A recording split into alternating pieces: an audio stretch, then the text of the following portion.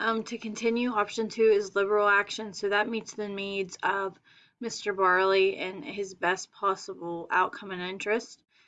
This can lead to a continuous bad publicity for the district, and it doesn't guarantee that any of his criminal charges will be revoked.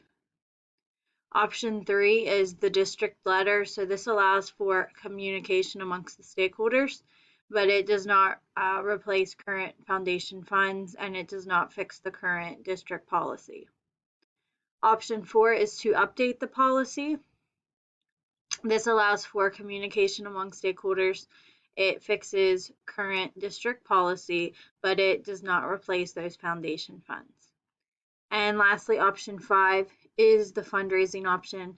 It allows for communication amongst stakeholders, it fixes the current district policy, and it replaces foundation funds. So this ultimately does not still guarantee that repair in the relationship, but it is a start. It's a starting point. I feel that the best option in this case study is, with the limited information, is for all the stakeholders to relieve Mr. Barley of his position with the foundation, then make a statement for the press, and begin creating or updating the current policy on fundraising. Send that letter to the stakeholders apologizing for the outcome of the ticket raffle, and then additionally plan a replacement fundraiser. This ensures that students will not lose that supplemental curriculum, and it also promotes the improvement. Section 9 is the implementation of this option. So I'd start by meeting with the superintendent, set up that meeting, and discuss your concerns about Mr. Barley and his actions as to him not getting the proper license for the game of chance, assuming that he did have the proper orientation. And then plan for an emergency school board meeting. At that school board meeting, they would approve the removal of Mr. Barley and his duties, and then you would begin the process of updating or creating an appropriate school board policy on fundraising and procedures.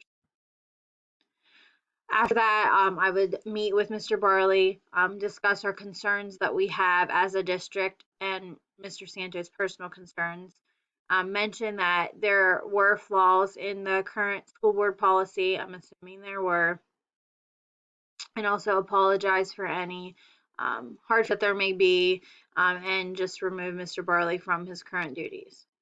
This will hopefully keep Mr. Barley from continuing any bad publicity that is in the news as of now about Briardale. After that, I would comment to the press, making comments to basically express the concerns that we have for the students and continue to provide excellence in education, improvement, and overall the well-being of the students. After that, I would prepare for a new fundraiser that the current foundation would implement, have that approved by the school committee, and then begin that replacement fundraiser. This will ensure that the supplemental curriculum for the students is not eliminated, and this also would improve the students' educational opportunities at Briardale. After that, consistently, I would advocate and implement the new fundraising policy, so make that known to all faculty and all employees. If there was time and funds available, have a professional development opportunity on this as well. But most importantly, Mr. Santos should be focusing on the most important stakeholders, the students, and their education at this time. Mr. Santos' top priority as principal should be to ensure that growth of the teachers and students. For the teachers, that would be creating that appropriate school board policy. For the students, that's making sure they have that supplemental curriculum for the current and upcoming school year.